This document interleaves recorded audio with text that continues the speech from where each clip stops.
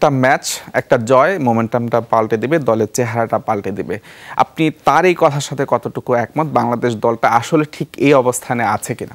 সত্যি কথা বলতে বাংলাদেশ দলের যেই অবস্থান, সে অবস্থানে আসলে মোমেন্টাম দরকার। তো জয়ের আসলে বিকল্প নেই। একটা জয় সেটা টিমের স্পিরিটের মধ্যে একটা মোমেন্টাম ক্রিয়েট করবে, সেখান থেকে একটা পজিটিভ ভাইব নিয়ে বাংলাদেশ ওয়ার্ল্ড কাপটা শুরু করতে পারবে। তার চেয়ে সবচেয়ে বড় বিষয় হচ্ছে তাসকিনের ফিট থাকা। ইনজুরি থেকে ফিরে আসছে, সে সঠিকভাবে ফিরে এসে সঠিক রিদমটা ম্যাচের সাথে কোপ আপ করতে পারাটাই হচ্ছে সবচেয়ে বড় চ্যালেঞ্জ। তো প্রার্থনা থাকবে যে তাসকিন যেন ফিট হয়ে ম্যাচের সাথে কোপ আপ করতে পারে। এতদিন পর একটা ইনজুরি থেকে ফিরে আসছে, সো একটা পেসারের জন্য এটা আসলেই ফিট হয়ে থাকার একটা ব্যাপার। সো একটা মোমেন্টাম যদি উইনিং ম্যাচ থেকে হয়, সেক্ষেত্রে বাংলাদেশ দল হয়তো ভালো কিছু করবে।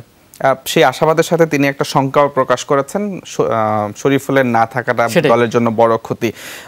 যেটি হচ্ছে তাসকিন যে প্রত্যাশার কথা বললেন, সেখানে শ্রীলঙ্কার বিপক্ষে ম্যাচটা আমরা ঘরের মাঠে শ্রীলঙ্কার সাথে সিরিজ জিতেছে, ভালো করেছে, এবং এই শ্রীলঙ্কা তাদের প্রথম ম্যাচটা হেরে গেছে।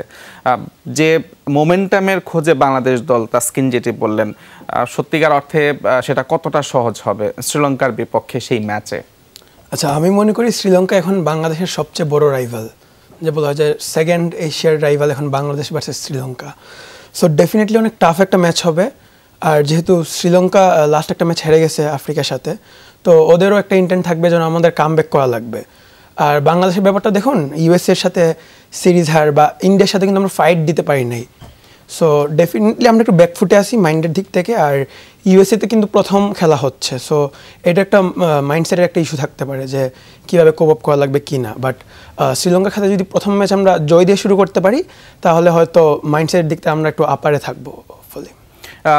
সেই ক্ষেত্রে শ্রীলঙ্কা তাদের প্রথম ম্যাচটা খেলেছে নিউ ইয়র্কে, এবং সেটি দক্ষিণ আফ্রিকার বিপক্ষে। এই উইকেট নিয়ে অনেক সমালোচনা হচ্ছে। এবার ম্যাচটা হবে ডালাসে, এখানে কিন্তু তুলনামূলক রান অনেক বেশি হচ্ছে, হাই স্কোরিং উইকেট। এই ডালাসে কিন্তু বাংলাদেশের প্রস্তুতি ম্যাচ খেলার কথা ছিল যুক্তরাষ্ট্রের বিপক্ষে, সেই ম্যাচটা বাংলাদেশ খেলতে পারেনি। সেই হিসেবে একেবারেই অপরিচিত উইকেটেই বাংলাদেশকে খেলতে হবে, যেটা শ্রীলঙ্কার জন্য একই জিনিস। এই শ্রীলঙ্কার মানে অপরিচিত উইকেটে যে তাদের দু দলের লড়াইটা হবে এবং হাই স্কোরিং উইকেটে খেলা হবে, সেই জায়গায় বাংলাদেশের এখন যে সমস্যা, তারা 150 বা 60 একটা মাইন্ডসেট, সেখানে আমরা প্রথম ম্যাচেই দেখলাম যুক্তরাষ্ট্র এবং কানাডা 194 এবং সেটা চেস করলো যুক্তরাষ্ট্র। বাংলাদেশ দলের সেই অ্যাবিলিটিটা আছে কি না যে ডালাসের উইকেটে সদ্ব্যবহার করা, 200 প্লাস বা তার আশেপাশে একটা স্কোর দাঁড় করানো?